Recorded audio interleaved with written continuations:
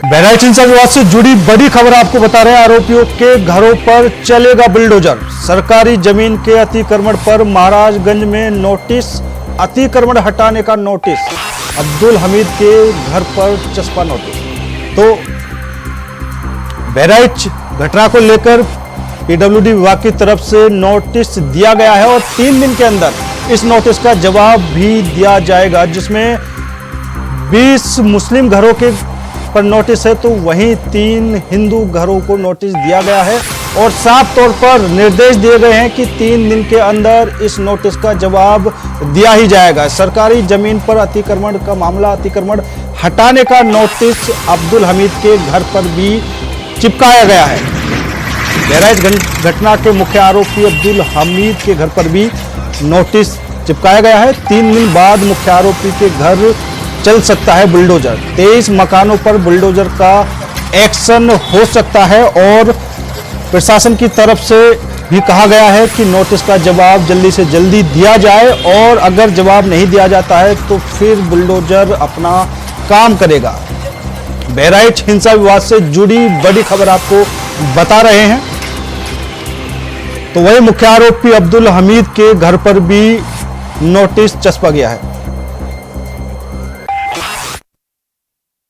Notice की जानकारी हमें कल प्राप्त हुई है रात में। नोटिस अभी ये जानबूझकर प्रताड़ित करने के लिए किया जा रहा है जिला प्रशासन के द्वारा। इस मामले में बहुत महत्वपूर्ण मामला ये है कि 3 दिन का जो समय दिया गया है, जब एक्यूज जेल में है, सब जान रहे हैं, तो एक्यूज को सर्व करवाना चाहिए था।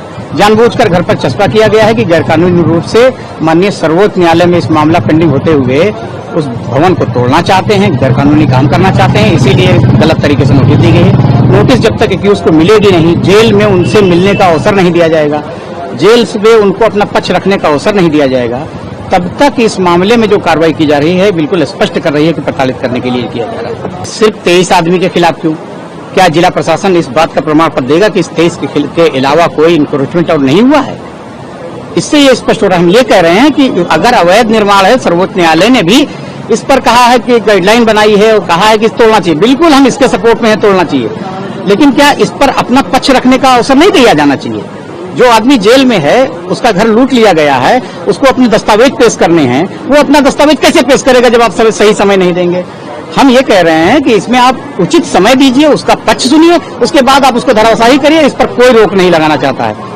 सर्वोच्च न्यायालय की गाइडलाइन है, उसको फॉलो करें, अपना पक्ष रखने का मौका दें और जो कानूनी कार्रवाई उसको करने दिया जाएगा और सपोर्ट किया जाएगा। अभी हमारी कुछ अपने सर्वोच्च न्यायालय, माननीय सर्वोच्च न्यायालय, माननीय उच्च न्यायालय के अधिवक्ताओं से बातचीत चल रही है।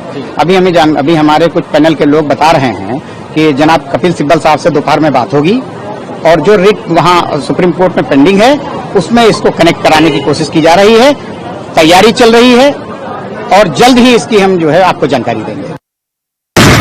तो बहराइच हिंसा मामले को लेकर पीडब्ल्यूडी विभाग की तरफ से नोटिस दिया गया है और 23 मकानों पर बुलडोजर चल सकता है। तो वहीं पीडब्ल्यूडी विभाग ने 3 दिन का समय भी दिया है कि अगर नोटिस का जवाब नहीं दिया तो जल्द ही बुलडोजर अपनी कार्रवाई करेगा। हालांकि पहले भी 31 आरोपितों को जेल भेजा जा चुका है और अब और भी लोगों पर कार्रवाई की जा रही है। तो पीडब्ल्यूडी विभाग की तरफ से अवैध निर्माण घोषित कर दिया गया है। सरकारी जमीन के अंतर्गत अतिक्रमण हटाने का नोटिस मुख्य आरोपी अब्दुल हमीद के घर पर भी चिपकाया गया है। 3 दिन बाद मुख्य आरोपी के घर चल सकता है बुलडोजर। 23 मकानों पर बुलडोजर का होगा एक्शन। तो बहराइच हिंसा मामले को लेकर बड़ी खबर आपके सामने है। बहराइच हिंसा मामले को लेकर 23 घरों पर नोटिस पीडब्ल्यूडी विभाग की तरफ से चिपकाया गया है और जल्दी ही कार्रवाई हो सकती है। सरकारी जमीन के अतिक्रमण पर महाराजगंज में नोटिस जारी किया गया है। तो वहीं अब इस पूरे मामले को लेकर कई तरह की चर्चाएं सामने आने लगी हैं। तो वहीं मृतक रामगोपाल मिश्रा की पत्नी का भी बयान सामने आया है। उन्होंने साफ तौर पर कहा है कि जिस तरह उनकी हत्या की गई है, आरोपियों के साथ भी इसी तरह किया जाए।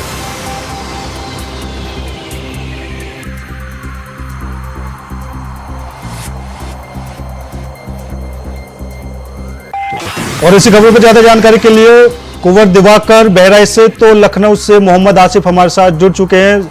आसिफ, सबसे पहले आपके पास आना चाहूंगा, जिस तरीके से ये कार्रवाई देखने को मिली है तो लखनऊ में किस तरह की स्थिति बनी हुई है, क्योंकि सुनने में आ रहा था कि सीएम योगी ने खुद बैठक करने के बाद ये फैसला लिए गए हैं।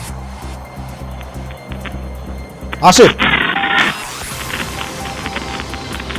लगता है आसिफ तक हमारी आवाज नहीं पहुंच पा रही है। कुंवर दिवाकर, बहराइच में जिस तरह से अब हिंसा के मामले में नए नए मोड़ आते जा रहे हैं, पीडब्ल्यूडी विभाग ने 23 घरों पर नोटिस चिपका दिया है, आगे की कार्रवाई किस तरह होगी? कुंवर, लगाए गए हैं, कुछ लोग हमारे घर के सामान खुद अपने मन से निकाल रहे हैं और सामान अपनी सुरक्षित जगह पर पहुंचा रहे हैं, अतिक्रमण को हटा रहे हैं डर की वजह से। काफी लोग जो 1 दर्जन लोग करीब जो अपना सामान निकाल रहे हैं। मुख्य आरोपी के घर पर कोई नहीं, सन्नाटा पस रहा है। बाकी जो अगल बगल के लोग हैं वो सामान निकालकर सुरक्षित स्थान पर ले जा रहे हैं, अतिक्रमण को खुद हटा रहे हैं। जी बिल्कुल कुंवर, एक बात और निकलकर सामने आ रही है, क्योंकि पीडब्ल्यूडी विभाग के या ये कह लें कि प्रशासन की तरफ से, सरकार की तरफ से 3 दिन का समय भी दिया गया है कि 3 दिन के अंदर इस नोटिस का जो कारण है वो बताया जाए कि आखिर क्यों उस हिंसा में आप शामिल थे। जो भी तरह तरह की बातें निकलकर सामने आ रही हैं, तो क्या ये सफाई देना नहीं चाहती, ये तुरंत ही घर छोड़कर जा रहे हैं? 3 दिन का समय दिया गया था। कल शाम को रात में नोटिस चिपकाई गई थी, 23 घरों पर नोटिस लगाए गए थे, जिसमें 3 घर हिंदू के थे, बाकी मुस्लिम के घर थे। हाँ। जिसमें से लगभग 1 दर्जन लोग सामान निकालकर अपना अतिक्रमण हटा रहे हैं। और लेकिन बुलडोजर चलाने की पूरी तैयारी हो गई, नाप के निशान लगा दिया जाएगा, नोटिस लगा दी गई है।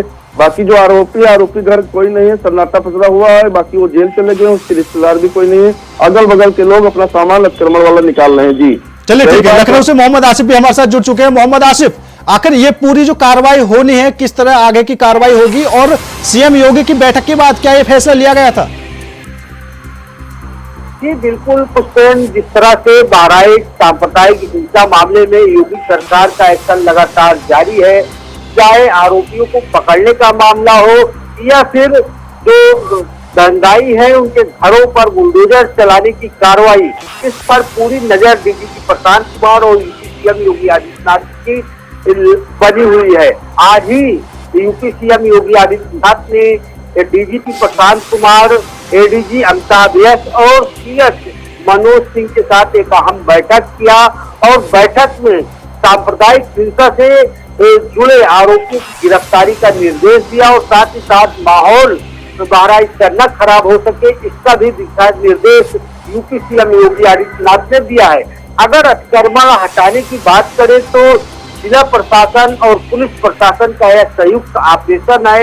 इसमें जिला प्रशासन और पीडब्ल्यूडी के अफसरों ने मिलकर जो अवैध रूप से निर्माण है, मकान है, उनको जमींदोज करने की कार्रवाई शुरू कर दी गई है और 23 मकान इसमें जो है अवैध पाए गए हैं, उन पर बुलडोजर का एक्शन किया जाएगा और 3 दिन का समय दिया गया है। हालांकि जो प्रशासन की तरफ से समय दिया गया है, इस पर जो वकील अधिवक्ता है आरोपियों के, उनका साफ कहना है कि परेशान करने के लिए यह नोटिस चस्पा की गई है कि जो आरोपी हैं वह जेल में हैं और नोटिस रिसीव नहीं कर हो सकती। वही दूसरी तरफ अगर सियासत की बात करें तो लगातार इस मामले पर सियासत भी तेज हो चली है। आज ही सपा नेता प्रतिपक्ष माता प्रसाद पांडे और उनके साथी कार्यकर्ता सपा प्रमुख अखिलेश यादव के साथ बहराइच पहुंचने वाले थे, लेकिन उनको नजरबंद कर दिया गया और उन्हें घर से बाहर नहीं निकलना दिया गया। तो कुल मिलाकर यह कहा जा सकता है कि जो भी इवेंट हो रहे हैं उस पर UP CM Yogi Adityanath, STF और डीजीपी प्रशांत कुमार की नजरें गड़ी हुई है और यह कहा जा रहा है कि जो रिपोर्ट मांगी जा रही है बहराइच प्रशासन की तरफ से, उसी रिपोर्ट के आधार पर कार्रवाई का निर्देश भी दिया जा रहा है और जो मकान गिराने का जो नोटिस दिया गया है आगे जिला प्रशासन की रिपोर्ट के आधार पर योगी सरकार ने कार्रवाई का सख्त से सख्त निर्देश दिया है। ठीक है। कुंवर दिवाकर, बहराइच में, अब बहराइच हिंसा को लेकर बहराइच में जो घटना हुई 7 दिन हो चुके हैं, अब फिलहाल की स्थिति वहां पर कैसी है? क्या अभी भी प्रशासन की तरफ से चप्पे चप्पे पर वही पुलिस प्रशासन, पुलिस बल देखने को मिल रहे हैं और आगे की स्थिति के लेकर क्या कुछ कार्रवाई की जा रही है? बहराइच घटना को लेकर पुलिस प्रशासन अलर्ट है। जिलाधिकारी और पुलिस अधीक्षक जगह जगह फ्लैग मार्च कर रहे हैं और विभिन्न क्षेत्रों में पुलिस लगी हुई है। जगह जगह पुलिस की बोटें सुनाई दे रही हैं और दूसरी तरफ राम गोपाल के घर के जाने वाली सड़क बिल्कुल सील कर दिया गया है। किसी को जाने नहीं दिया जा रहा है। जो गांव वाले केवल उन्हीं को जाने दिया जाता है। राम गोपाल के घर और गांव पे पुलिस चारों तरफ से जो भी रास्ता गई से सीज कर दी है। उसमें जो लोग जाते हैं उनका नाम नंबर, कहां से आए हो, कैसे आए हो, कोई मीडिया कर्मी भी राम गोपाल के घर नहीं जाने दिया जा रहा है। पुलिस का सख्त पहरा लगा दिया गया है। रही बात महाराजगंज कस्बे में, जहाँ रास्ता जो है सामान हो गया है, वहाँ दुकानें खुल गई हैं। तहसील बगल में है, तहसील में वकीलों का कामकाज शुरू हो गया है।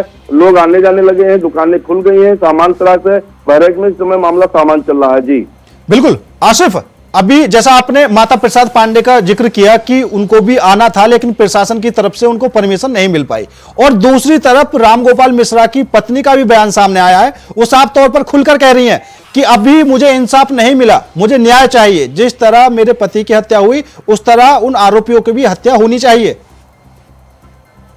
जी बिल्कुल, पुष्पेंद्र, योगी सीएम योगी आदित्यनाथ से पीड़ित परिवार के परिजनों ने मुलाकात किया था। राम गोपाल मिश्रा के घर वालों से एक आश्वासन मिला था कि अक्षम अपराध हुआ है, इसमें कठोर से कठोर एक्शन लिया जाएगा।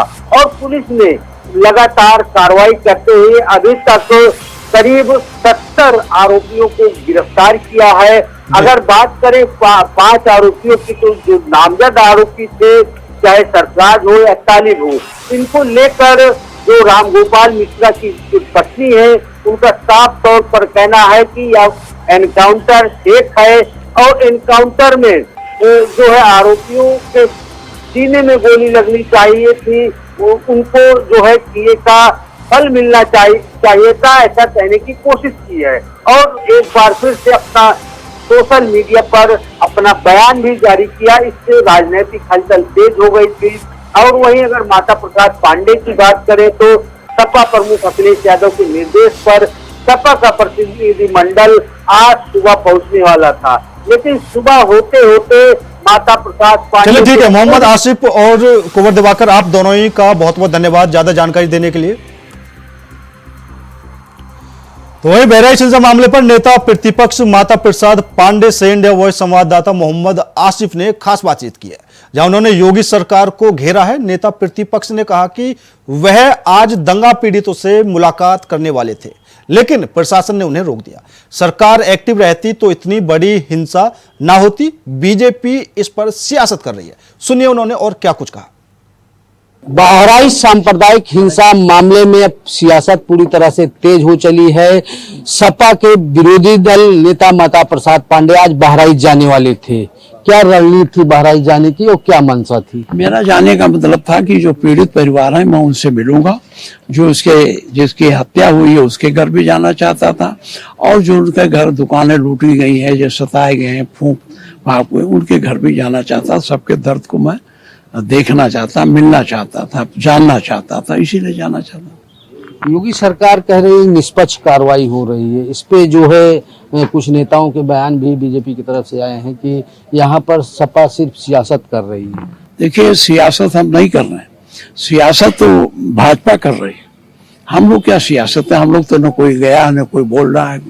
सियासत तो वो कर रहे हैं, रोज बोल रहे हैं। क्यों? क्या सरकार की जिम्मेदारी नहीं थी भाजपा की? कितनी बड़ी घटना हो रही थी, उसको बचाते, बीच बचाव करते। कोई गया बीच बचाव करने? लूटपाट हो रही थी, एक लड़का मारा जा रहा था, उसमें इनको बोलना नहीं चाहिए था। अब जब घटना हो गई तो कहते हैं सियासत हो रही। सियासत वो कर रहे हैं, हम लोग नहीं कर रहे। बस बुलडोजर की कार्रवाई जो है, बुलडोजर की कार्रवाई अलोकतांत्रिक है, अवैधानिक है, और ये जो कुछ हो रहा है तानाशाही रवैये का परिचारक है।